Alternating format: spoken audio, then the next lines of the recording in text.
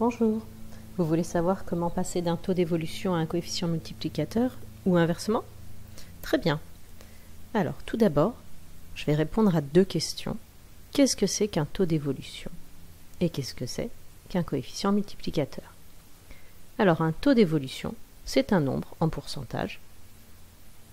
Comme par exemple, si je suis dans un cas de solde, un prix qui a diminué de 15%, ou une augmentation d'un prix, d'une TVA ou n'importe quelle chose, avec une augmentation, eh bien, l'augmentation ou la diminution, ça représente une évolution, et le pourcentage d'augmentation ou de diminution, c'est ce qu'on appelle le taux d'évolution.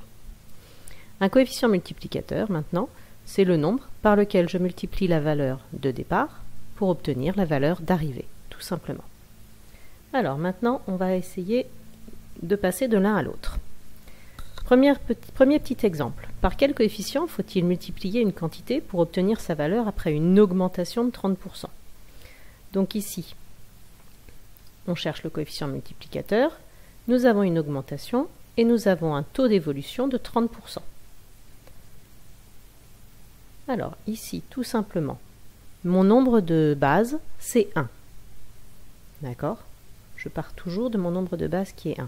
Une augmentation de 30%, je vous rappelle que 30%, c'est égal à 0,30 ou 0,3.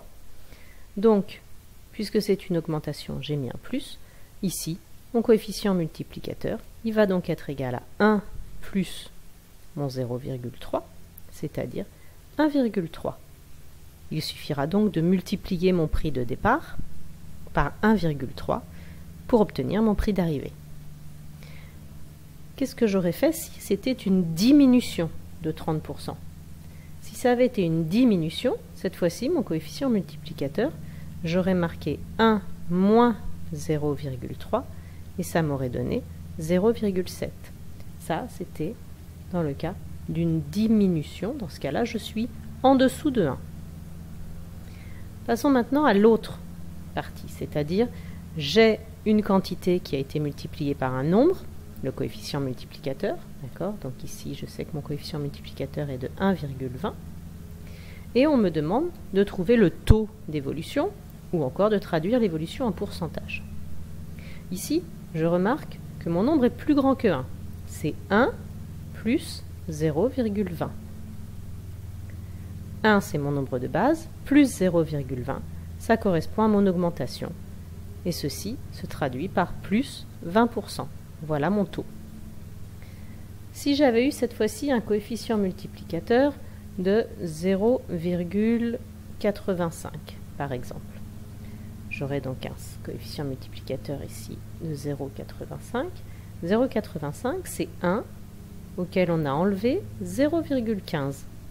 J'ai donc ici un taux en pourcentage de moins 15%. Mon taux d'évolution est moins 15%.